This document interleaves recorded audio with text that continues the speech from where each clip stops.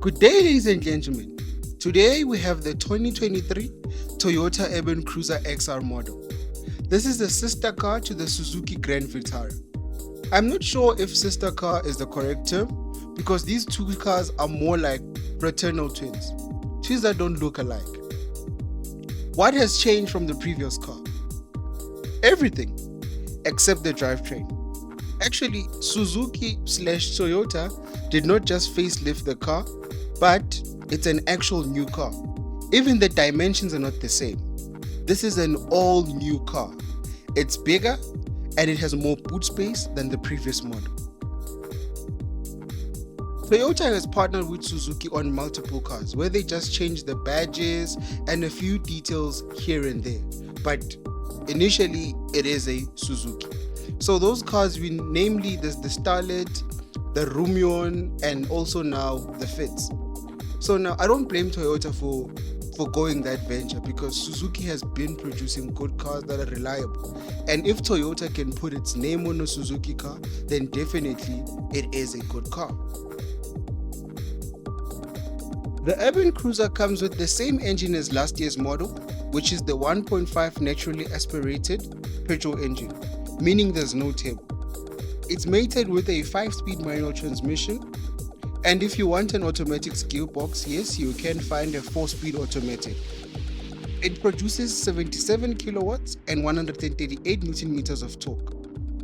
The top speed of the car is 170 kilometers an hour, and the automatic is a bit slower at 165 kilometers an hour. But let's be honest, there's absolutely no reason to drive this car at that speed because it has a high center of gravity and chances are high that you might roll the car over. The claimed fuel consumption is 6.1 liters to the 100 kilometers, which is fairly okay for a vehicle of its size. But then again, let's be realistic. In a realistic world, with ideal conditions, maybe you can do 7 liters per 100 kilometers. But then again, if you want to drive this car like you are driving a German machine, then definitely you will get above 10 liters per 100 kilometers. Then it all depends on how you drive it. The Toyota comes with 4 services per 60,000 kilometers, and the service intervals are either every after 12 months or 15,000 kilometers, meaning that it's a 4-year service plan. The warranty is a 3-year 100-kilometer warranty. Meanwhile, the Grand Vitara comes with a 5-year 200,000 kilometer warranty and a 6-year 90,000 kilometer service plan, which is more than the Toyota. As to why Toyota's service plan and warranty are shorter, only God knows. And by God knows, I don't mean that friend of mine whose name is God knows. Yes, you heard me right. God knows.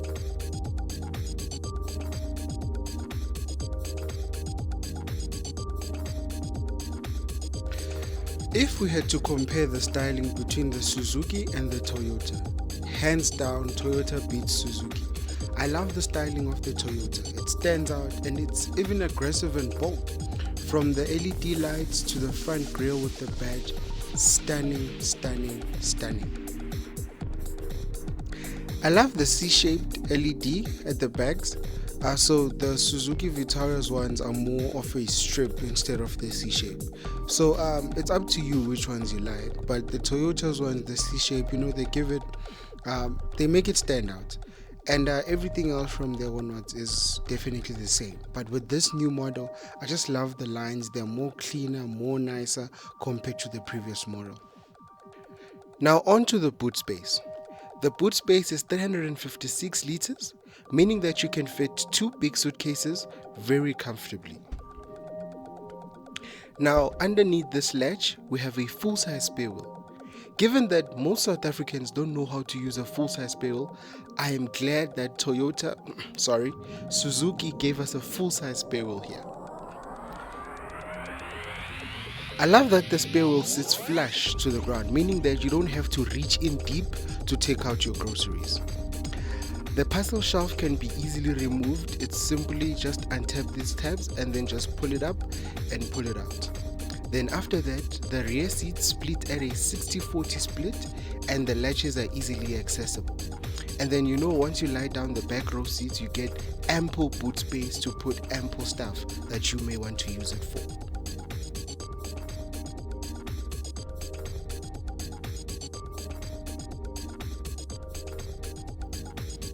Like I said, the rear seats open up to a 60-40 split, and this model comes with cloth seats.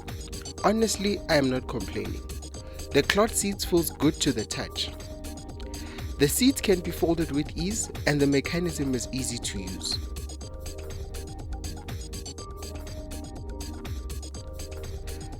The rear passengers get a handrest that comes with 2 cup holders and a hook. Honestly, I don't know what the hook does and I don't know what it's for. And I was lazy to read the manual.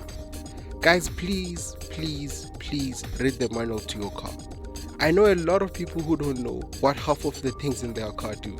So please make sure that you check the manual so that you don't end up like me and not knowing what the hook is for. Maybe it's there to anchor down the seats. Maybe it's there to anchor down the handrest. Nobody knows. Oh, actually somebody knows. It's in the manual. Onto the interior. The keyless start button is cool. It shows that they put some thought and effort into those small details.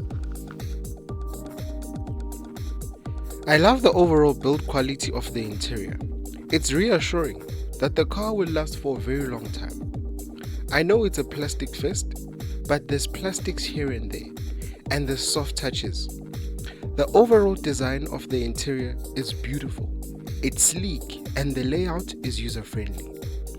I like the fact that the screen looks integrated to the design and it's a bit higher up compared to the previous model. The instrument cluster comes with analog gauges and a mini display screen between. This is where you monitor your cruise control.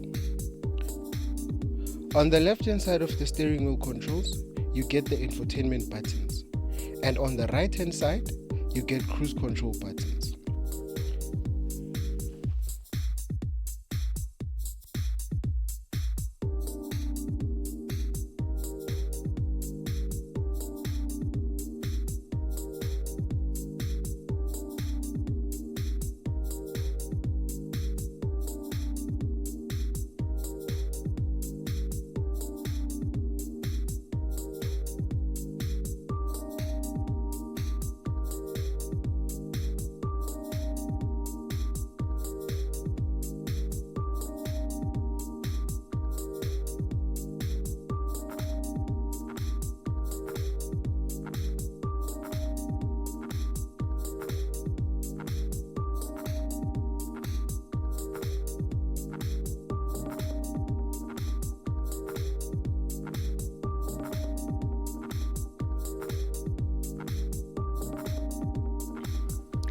You get a 7-inch touchscreen infotainment system with Android Auto and Apple CarPlay.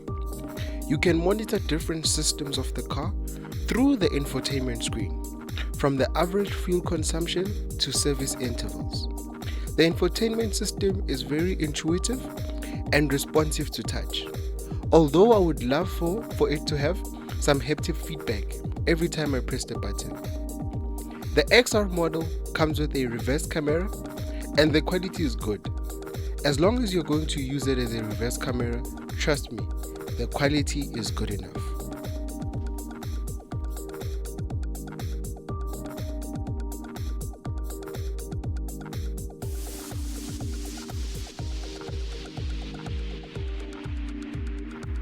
I love that they kept it cool and simple with the climate control. Push down to reduce and up to increase. The buttons are very important when it comes to climate control. Most manufacturers were heading into a buttonless future. I'm glad some are starting to understand that we need buttons. The button with the P is for your parking sensors. You can choose to disable them if you want to. They may get annoying, especially in traffic. You get a 12-volt socket and a USB Type-A connector. Although I could have been happier if there was maybe a Type-C connector, since most cables are now a Type-C cable. There's a nice big bin on the center console and 2 cup holders with a hydraulic handbrake. I love me a hydraulic handbrake. Call me old school, it's okay. The base model XS costs 329,400 and the top of the range XR costs 356,900. The top of the range, this one, bear in mind, it has an automatic gearbox. And then the model that we have today is the XR model, which will cost you 347,400 with a manual transmission.